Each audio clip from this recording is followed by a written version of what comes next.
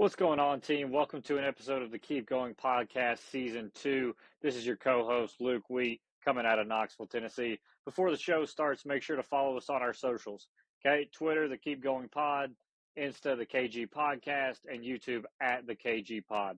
Just a reminder that we are not psychiatrists and not psychologists, just a couple ex-athletes trying to make a difference and end the stigma of mental health.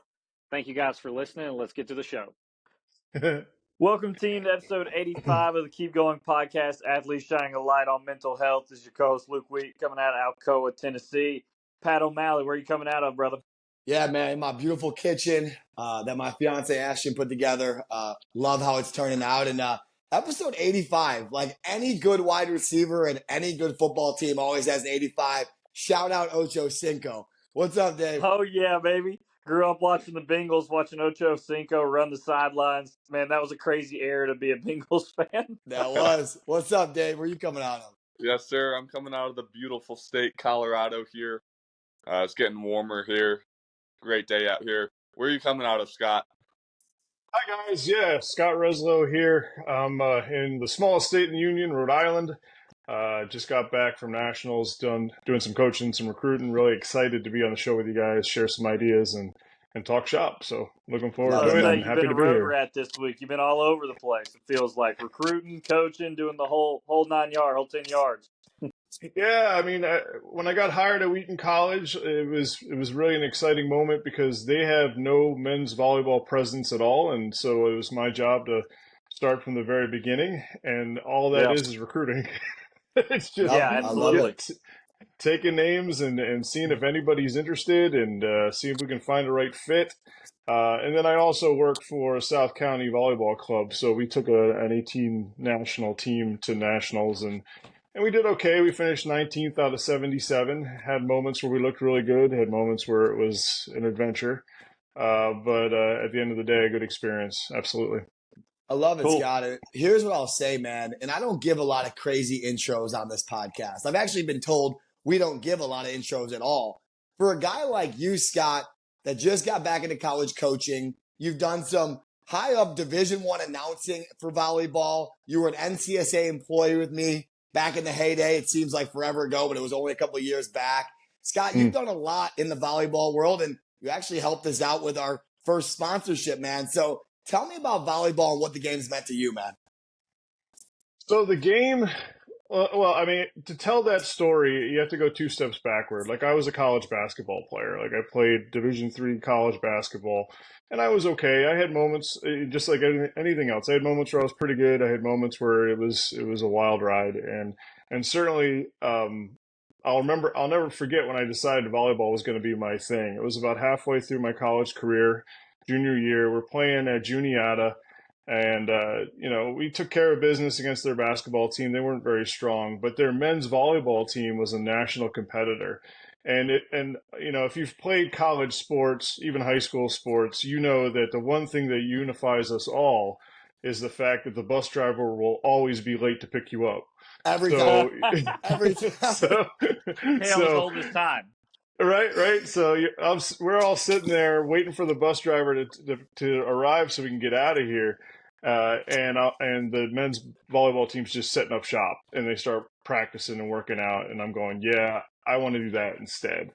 And I didn't quit basketball. I kept playing, and in fact, got pretty good.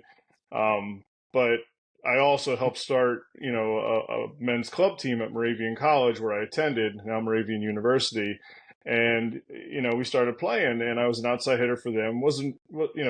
Athletically I was solid, but I didn't know the game very, very well. And we had some good tournaments and whatnot, but I just knew that was sort of where I wanted to go. But then it took a long time to shake the stigma that I was a basketball guy pretending to be a volleyball guy. Right. Like, it was really hard to break through. Certainly the volleyball community is a different community than basketball, and a lot of those guys were very open to having me involved. But there was a ceiling that I had to shatter to become the volleyball person that I wanted to be, I guess. It sounds so strange saying it. But, you work so hard to achieve something, and you want to be accepted by your peers and recognized for what you know. So, at the end of the day, I really I started playing a lot, got into coaching the game, and the next thing I knew, things sort of happened. I got hired at Johnson Wales University. I was the men's volleyball coach there from 2009 to 2020. And then when the COVID madness hit, they decided to dissolve all 11 programs, and mine was one of Wow. them. And that's how I sort of, was lost in the wilderness for a while and ended up working with Pat at NCSA for a year or so, and that was great. And but knew I wanted to get back into coaching. But I also really dabbled into broadcasting, and I became the color commentator for Brown University women's volleyball, which is Cool. pretty awesome. Yeah, I mean, dude, that was an experience and a half. Yeah, Absolutely. I had done some broadcasting before. I, done the high school scene here. So, and then Wentworth had brought me on to do broadcasting for their men's volleyball side. And when I was at Johnson & Wales, they kind of plugged me in when they needed me to do women's volleyball and men's and women's basketball. So I had done it before, and I'd worked with some professionals. But there's something strange when you sit down and there's a TV camera in your face, and you're like, "Hey, this is an ESPN Plus," and you're like, "Oh my gosh, this is nothing like what are we doing right now?" Yeah. You. Yeah, I get it. And Scott, take a usually step back from you there. Go ahead. Take a step back to Johnson and Wales and 09. So, talk to me about kind of the transition. So, I know at this new school, Wheaton, that's a new program, right? You're kind of starting from the ground, just like you're starting the club back in the day whenever you were playing basketball. So that seems natural. Was Johnson and Wales a new program whenever you started out there? No, they had a rich tradition, but it was really a seesaw tradition. They had moments in that whole stretch where they were quite good. It was about a 3 or 4 year span, and then the rest was sub 500 ball. And when I got there, it was a mess. It was a nightmare, and I think that's why they hired me. I think they looked at it and they said, "All right, here's this guy who's coached high school for 3 years." I played college basketball, at the D3 level, and we have this disaster. So let's give it to him, and if he fails, it's no big deal because then we could say, we had to take a shot at him anyway. Yeah, my first practice is legendary in my mind because I had 4 guys, and I was like, how do you play volleyball with 4 guys? You don't. Yeah. So next thing you know, you're walking around the dorms going, "Hey, does anyone want to play volleyball?" And most people in the dorms are like, "Yeah, we play picnics and barbecues." Yeah, not the right volleyball. So, it was really challenging, and we had to get that thing off the ground. I remember there was a tournament in Boston that I really wanted to attend, and all the teams, the NCAA teams, Division III, D1, D2 at the time, would attend this tournament. And I applied for Johnson Wales to get in 2009, and they called me back and said, "Yeah, Jay Wu's banned from this tournament." And I was like, "How? What happened?" And they said, "Well, you guys were, there was an incident, people got hurt, you guys were jokers." And I said, "Well, under new management, let's try again. I'll ensure that it doesn't happen." And they, finally threw some hooting and hollering. They're like, "Yeah, all right, you're in." And then we showed up and got the worst draw ever. We were there from 7 a.m. till 9 p.m, and it was the worst. But Dave, go ahead, Scott. Go ahead. I'll go to Dave next. Go ahead, Scott.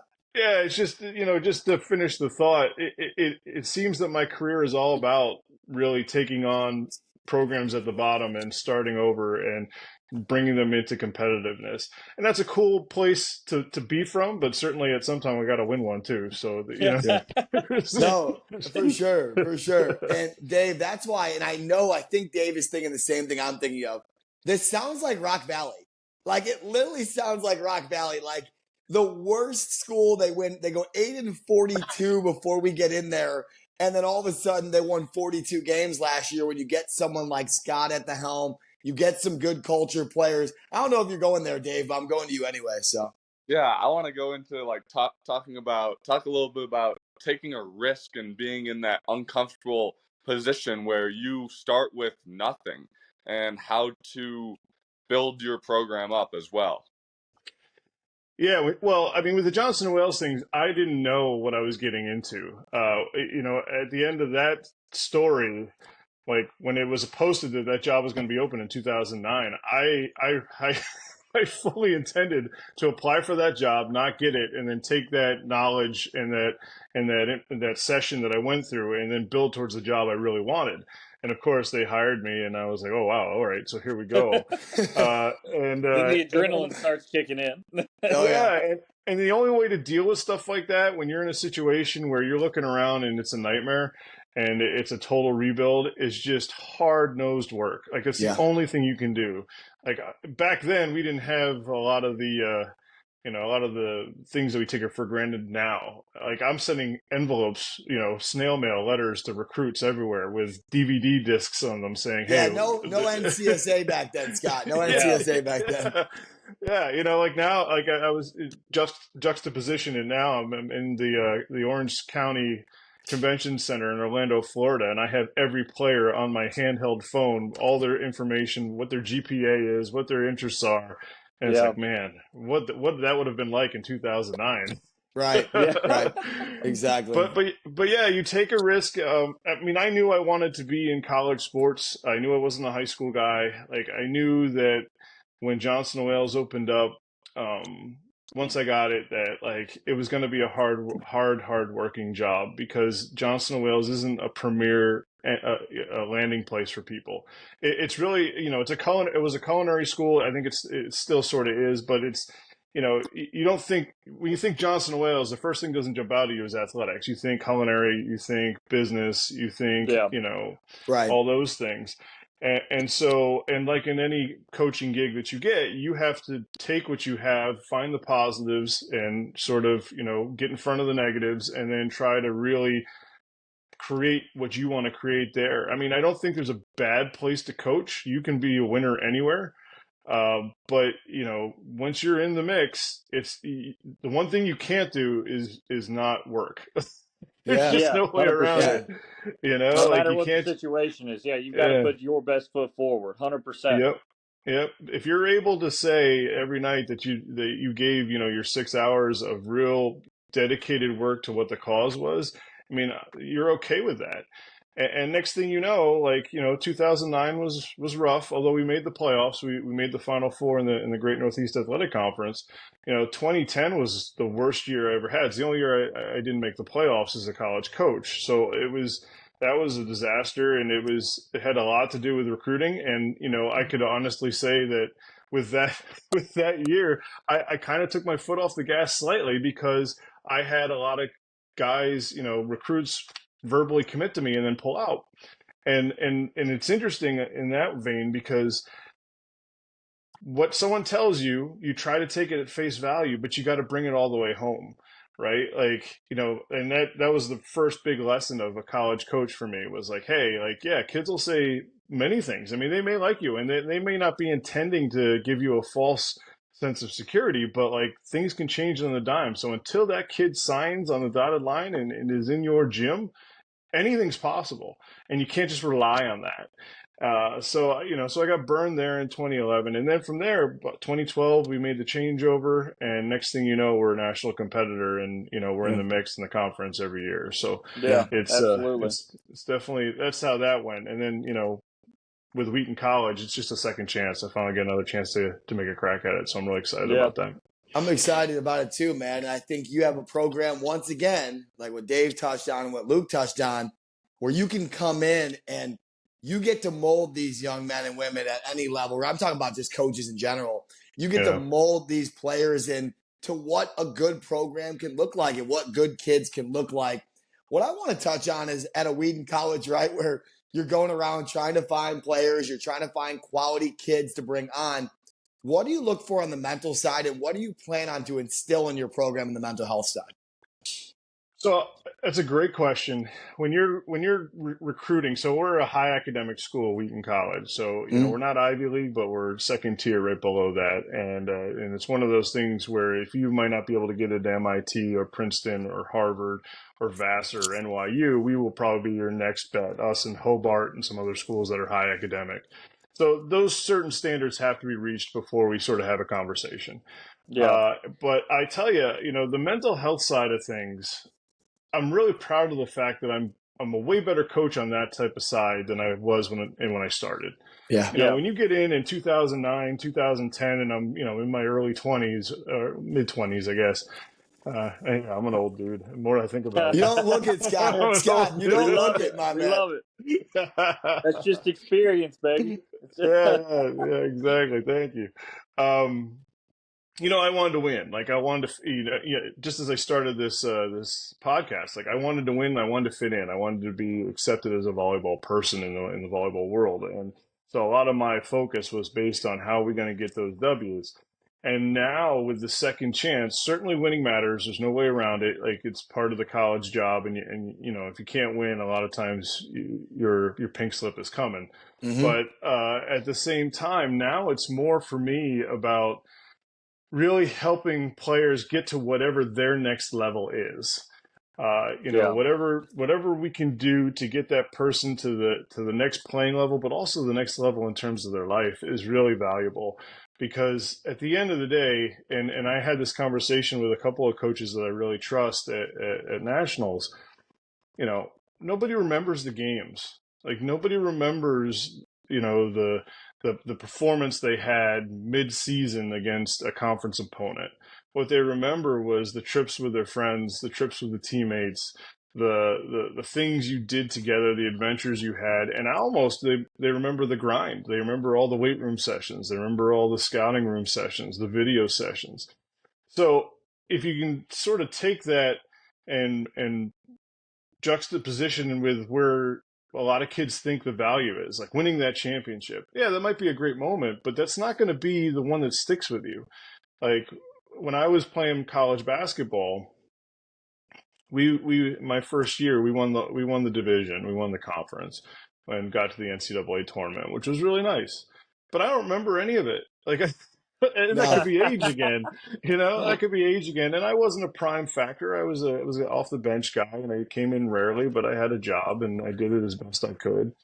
But I don't remember much of that run. What I remember most is going to Ireland to play. Right, we took a whole team and then went to Yeah. Ireland, and that experience and that adventure. Like one particular time, we're in Dublin, Ireland. They had a statue, and I might not, and I think it's Dublin. As you get older, the memory kind of goes. But there was definitely a statue that was just an arm with a hand like this. All right, and it was gigantic. It was like 12 feet or something like that. It was wild. But it was on a pedestal, and one of our guys climbed the pedestal, jumped up, and high fived it. And I remember that more than anything Yeah. else. Yeah. Yeah. And the Scott, that's reaction of awesome. the reaction of everyone around was like everyone was applauding. It was a weird, strange memory, but that's what I remember more than scoring 25 in a game. So trying to create that experience and letting the kids understand that, hey man, like, yeah, we're all working towards a goal, but you have to learn to really appreciate and love the grind itself, getting Yeah. Well, that I think adventure to getting to specifically the end. too, when you talk about like D3, wins and losses matter, kind of like you were saying. But D3, it can't be about that. If it's Yeah, about that, then you're focused on the wrong thing. You're in the And wrong division. Yeah. yeah, yeah, yeah, exactly. We always say D3 for the love of the sport, right? You're playing it because you yeah, love the game, not because you want to win every single time or et cetera, because you want to win a national championship. Yeah, that's always the goal, and that's always yeah, you're going to work as hard as you can to be good at your yeah. sport, but you may not realistically that may not be on the table for every team, right? It's Mm-hmm. Right. kids trying to get an education and also stay fit and stay active. No, Yeah, I 100%. agree. I agree. yeah. And Dave, I want to go to you in a second here, but Scott, I can't, I almost got caught listening there because I I love what you said about you can win anywhere. Like winners can win anywhere. And I need you to elaborate that not only like Luke just said in a D3 setting competing for a national championship, but winning in life. Talk about winning in life and what you've learned outside of volleyball. Well, the biggest change in my coaching philosophy and the biggest change in how I view things is that I started studying a lot of different philosophers current day.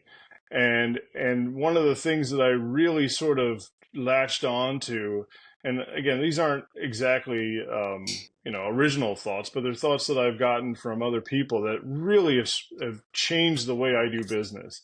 And the first is that human beings are so massively complex. Like just that idea alone, it's Yeah. it's absolutely amazing. We agree on anything. Like, if you Yeah, think of all the for variables sure. and all the different, whether it be biological or environmental, so complex. So the idea is, if we can find things that we all agree on, they must be really pretty true. And from there, we're going to build forward on how we're going to do business, because at the D3 level there's no money involved, so we have to really buy into the purpose of what we're trying to do. And The beauty of yeah, it. Yeah, the beauty exactly. of And it. then then it starts weaving back into the stuff we've sort of talked about, like, hey, you have to really love the adventure, you got to love the grind, you got to you got to love the people that you're sort of stuck with. And I say stuck with because you don't get to recruit friends, you recruit pieces that are going to help you. And then once they all come in, you have to Mhm. get them Yeah. to buy in and like each other a little bit. You don't have to like each other a lot, but you Yeah. got to like each other a little bit. You got to at least respect each other. Right. So that philosophical part of it, understanding that these are kids that are about to be young men, and they're all very complex. They all have different experiences. What are the things that are true that we can all get behind that are going to allow us to, number one, make life-lasting memories, and then number two, be successful on the court? And those are the things we're I chasing. think that's a part of what I love about Maryville College, and that's what I mean. I'm sure every school has their own version of this, right? We have this thing called Mountain Challenge here, since we have the Smokies really Mm, close, and we have the campus woods, and it's all these problem-solving activities that they put you in a group, and you do it as a team. All the freshmen do it coming in together yep. as a team, so they have to Yeah. figure out these situations. They have to figure out these tasks together. It's the classic blindfold situation, or balance beam kind of stuff. We've all seen it 100 times, but there's a reason they've done it a hundred Yep. times. Is because it Yep. works, right? And you have to be put in those situations to trust each other when you've never met each Yep. other. So I love that kind of truth that you said. If we can all agree on it, then there has to be a little bit of truth there. I love that because we're so That's Right. it. complex. That's it. The mental Yeah. performance and mental growth. Dave, go ahead. Yeah, I got a question for you. When you're juggling around your busy schedule, you're on the road with your team, you're traveling a couple hours, you're basically busy throughout the whole day. What do you do for your mental health during those busy times? And how can you focus and be present on yourself? That's a wonderful question. It really is, because most coaches, like, they have a lot of tough times with that stuff, man. Like, they really do. The coach's widow thing, the coach's divorce thing is definitely a real thing. Certainly early on in my career, from my Johnson and Wales days, I had a real hard time being present when I was with my family. Like, my wife put up with it for as long as she could, and we're still married. Family's still great. We're in better shape than we've ever been. But when I took the Wheaton job, that was a big concern for her. Was, hey, can you be present when you're with us? Yeah, Because as a fair. college coach, man, Fair. you're always thinking. Like, you're always, what can I tweak here? What can I do there? When can I talk to this recruit? When can I watch film and break down an opponent that's coming up next? How can I get the max performance? You're always thinking. And so, how do that was the big challenge. How do you come home and be there? And I tackle it a couple different ways. The first way is, I like to call it the Scrubs way. So if you've ever seen the TV show Scrubs, it's an older, that Didn't know, Scott. Didn't know we were going here, but go ahead. well, you know me long enough, Pat. I got stories on stories. So Oh, man, I yeah. love it. A good storyteller is a sign of a good man. Go ahead. So if you've seen the TV show Scrubs, Dr. Kelso's the bad guy, right? Especially in the early seasons, you've built up that he's the guy that everyone dislikes. And at one point in the season, they question, how is he able to be such a jerk and live with himself, right? Because Dr. Cox is the foil on the other side, and he's this guy that wants to help everybody and will bend the rules to help everybody. Whereas Kelso's like, man, we can't afford that. And if we can't afford that, we can't help other people, So you have this dichotomy that's pretty interesting. But there's one part of the show where they actually want to know how Kelso is able to live with himself making the decisions he has to make, because oftentimes it costs patience, costs people. So how does he do it? And the show comes down to Dr. Kelso has made a significant like mental as well as physical moment for himself that as soon as he steps off the final step of the steps to get into the parking lot, everything's gone and he's present. And I took that to heart. So like as soon as I'm out the door of my building at Wheaton College, it's all gone. And now I'm just Scott. I'm not Coach Reslow anymore, and I don't think about any of that stuff. So it's a physical barrier and a mental barrier that you choose to be the part where everything goes away, and you can't allow yourself to go back because again, I could spend all weekend thinking about every player that I recruited this week. I could think all about it, but then my wife wants things from me, my children want things from me, my big Great Dane wants something from me. Like you have to. Hey, if you didn't have boundaries set up, I don't know how you take care of that Great Dane. I didn't know you had that she's a going nightmare. on. She's wonderful, but she's a nightmare. Yeah, that physical mental boundary, that's one. Number two, there's no substitute, in my opinion, for dealing with stress than physical stuff. Go take a run, go play a sport, go lift weights, go challenge your body physically. And that's going to allow you to decompress, and it's going to allow you to really leave some of that stuff behind. And you're getting an added jolt of health for yourself. And then the last thing, which I think is really important, is that you need to have, and I saw this in, USAV coaching at one point, but you need to have somebody you can talk to. Like you need a mentor, you need somebody who shares can give you some feedback and you can bounce ideas off of. If you're just bottled up and it's all on you, the weight just keeps growing and growing and growing. And before you know it, you're in a world where everywhere you look, you're sinking, and it's not a fun place to be. So those are the three things that I use to try to keep myself sane and keep my mental health in a good spot. And I think it's something that everybody can utilize if they want to. And, full stop. There's many different ways to do it, but definitely make it a priority for yourself because at the end of the day, you don't want to be burned out. Well, I think that kind of parallels to my teaching career because early on, kind of like you were talking whenever you were at Johnson Wales, I would take exams home, I would take homework home to grade, and I found myself just being so less productive at school because I had that kind of caveat and that fallback. Whereas if I just knew that as soon as I left at 4:00, the schoolwork was done, and then I was moving on to coaching, boom, I had to get it done during the day, or I had to be more productive. It kind of forces you to, one, be more productive, and also set those limits for yourself, set those healthy boundaries for work, for sure. Yeah. Dave, I love when you ask that question, one. Scott, that was an answer that I know hundreds of people are going to get so much out of, man. Yeah. Well, that's one of my favorite answers I've ever heard to that question. And I have to say something, I'll let you go. I had it happen last weekend with me personally. That just affected me. I told Ashton I was not coaching this summer. So I was not coaching this summer. First weekend, I'm in NIU. I'm guest coaching. Second weekend, I'm now in Clinton, Iowa. I'm coaching again.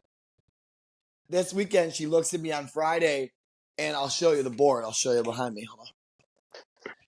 So she puts this stuff on this board and looks at me and goes, I thought we weren't coaching this summer.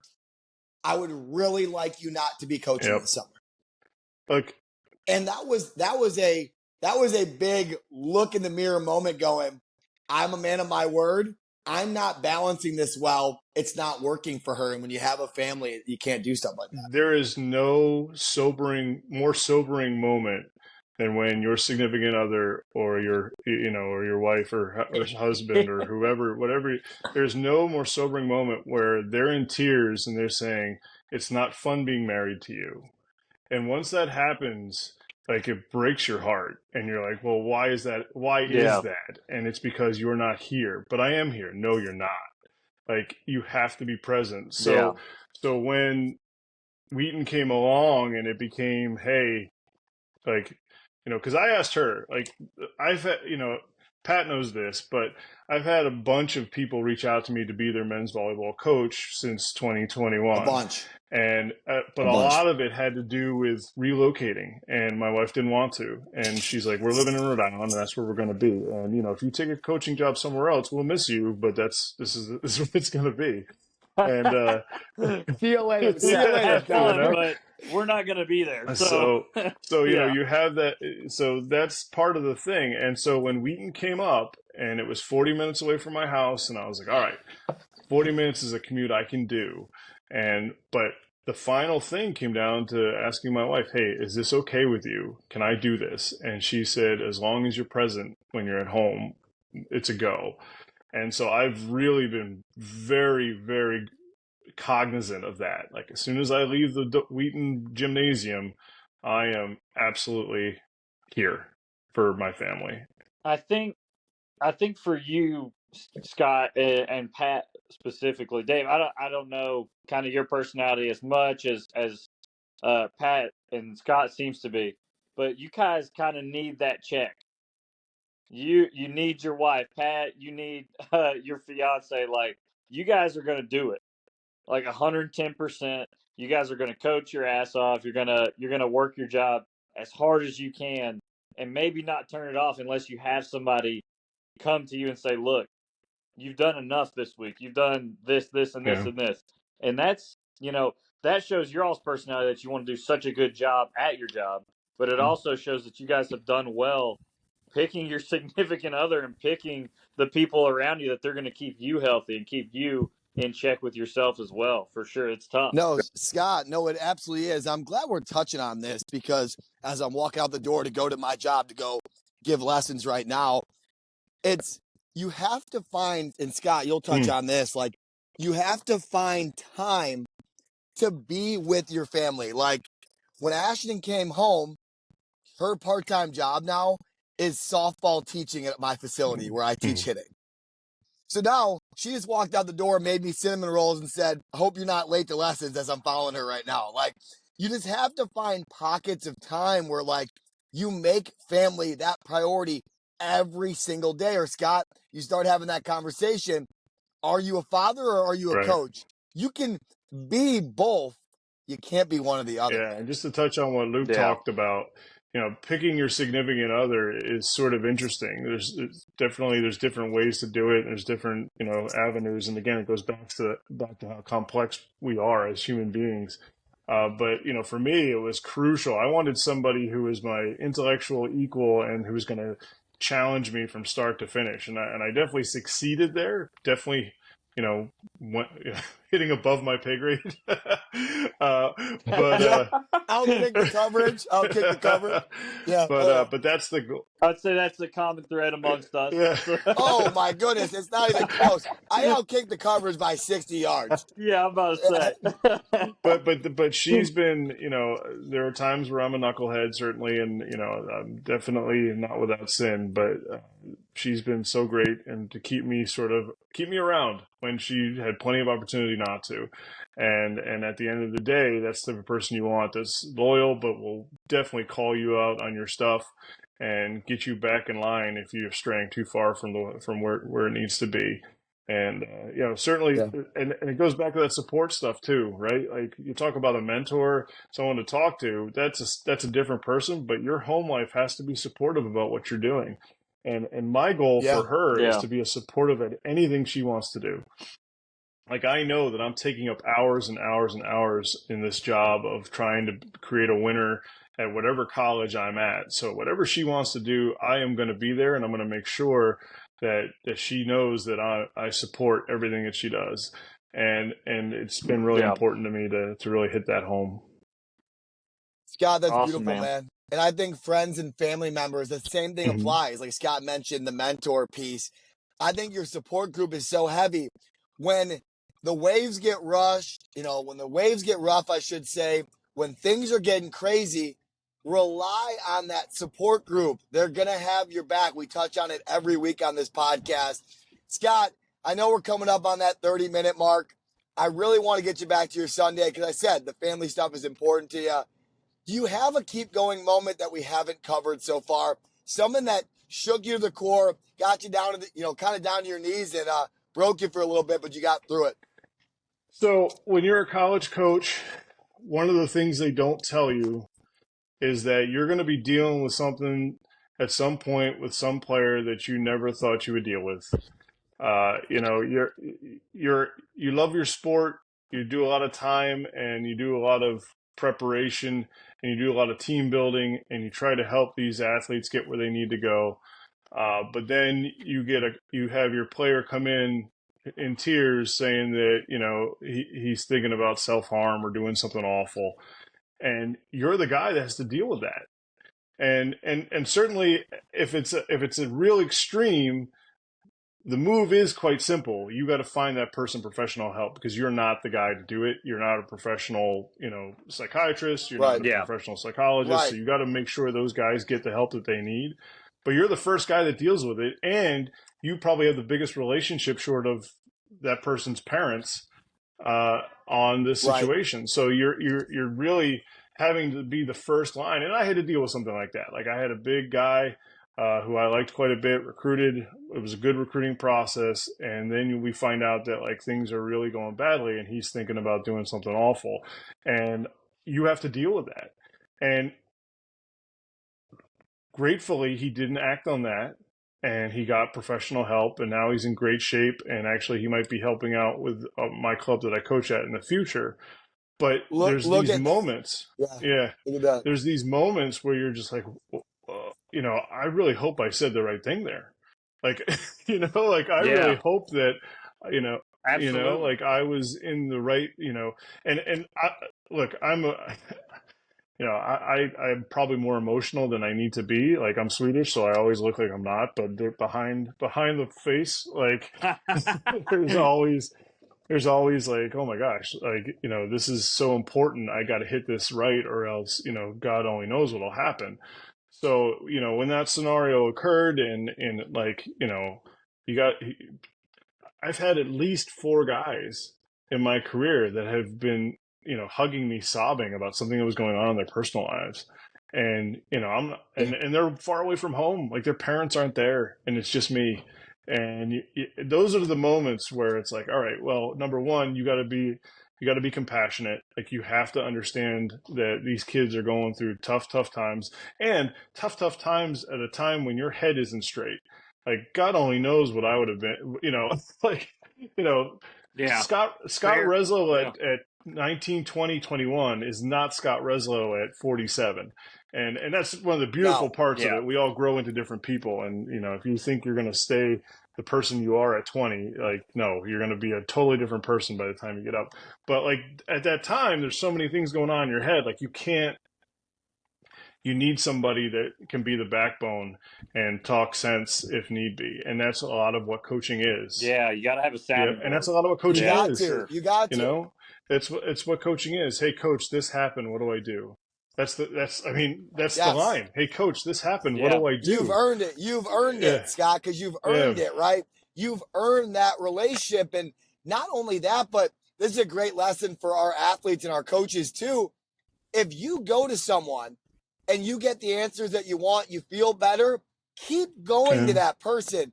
But my second thing is, if you go to someone and you're not getting those answers, you don't feel better, you might even feel worse, don't stop there. Continue to go to trusted adults. Continue to seek that help because it is out there. It does get better. It does get better. Yeah. And it's on the coach as well to be prepared for that stuff. I wish I had been a little bit more prepared the first time I had to deal with something like that. And a lot of that has to do with your background and all that fun stuff. But the beautiful part of the world we live in right now is that there's information on anything and everything at your fingertips. You're able to access everything. So if you have a fear or you can maybe see a little bit into the future that, hey, it's probably in our best interest to know how to deal with kids that have, self-harm issues, or it's probably a good idea that in the future, kids that don't get a lot of playing time, how are we going to handle when they're really upset? How are we going to Right. handle the kid that's Right. got a drinking problem? Like, how are we going to do all those things? Now, you don't need to be a professional. You don't need to take an extra degree, but geez, I mean, you can go on YouTube and find a scientist or a psychologist that's going to give you a little bit more tips to help you so that when that moment happens, and again, the catch-all and should be used as a college coach, in my opinion, is that if you feel out of your element, dude, send them to professional help. There's so much out there. Let them Yes. go. Yes. But it doesn't hurt to have some information in your background so you can really help the cause a little bit. And you can use that experience and the tools in your tool belt to make sure you're prepared. Yep. And like you just said, Scott, I think me and Luke were in a similar spot as college coaches in our 20s. We didn't know this stuff. But now that we are educated, everything is available, we can use that to our advantage, and we can get you in touch with someone. Like me, Luke, and Dave, we're not specialists, but we can get you in touch with someone that does care, that does understand. Yeah, absolutely. I know we're coming up on the 40-minute mark here, and Scott, we really appreciate your time. I know Dave's bouncing to work, Pat's bouncing to lessons. We want to thank you for coming on. There's some absolute gold in this podcast for current players, for current coaches, especially coaches that if you're listening to this and you're with your family, turn it off. Be with your family. Yes, if you're listening to this and you haven't set your boundaries, right? Set your boundaries. Scott, thank you so much for coming on the episode today. Is there anything that we can do for you, though, as a podcast? Is there any way that we can help Wheaton College? Is there any way we can help Scott Reslow? Well, I mean, you can go to my resvsystems.com website. I mean, that's where sort of all my stuff is about me. And on those websites, I haven't done a lot recently, but I do some videos on how to play the game and how to coach a little bit and how to be successful there. And then, here comes Rosie. Hi, Rosie. And then, here, I'll give you a little quick look here. Yeah, let's go. Yeah. Oh, what's up, bro? The YouTube might get 5 million views after that. Yeah. Yeah. That's a clip. That's a clip. Easy. And then, Wheaton College is more about knowledge right now. Know that we're out there. Know that we're starting our men's volleyball program. We start in 2026. We're looking for high academic guys that can play at a high level. You're going to get to work with me, and certainly going to get a great experience, get an excellent education. And certainly, you can catch me on. I will do one more year of Wentworth men's volleyball broadcasting, I think. So I'll be there, and then I'll also be at Brown women's volleyball as well. So I'll be Scott, with a Brown mention, I got to shout out KB and what she's doing too. Yeah. So I'm going to make sure she listens to this. And Scott, just know, man, at this point in time, at 29 years old, you've impacted the heck out of my life, man. So I just want to tell you that. Oh, thank you for all you've done for me. Thank you you've done for all athletes in all different quadrants of the world, man. You are a staple in the volleyball world, and we're always going to support you, man. We appreciate you. Oh, thank you so much, Pat. Thank you, Luke. Thank you, Brian. Appreciate it all. It was really wonderful, and would love to be back on again anytime. Scott, we appreciate you, man. Yes, sir. We'll get you back on. All right, boys. Episode 85. Part 2, yeah. Signing off. Keep going, guys. We appreciate it. Love you guys. Stay well, Later, everybody. Guys. See you guys.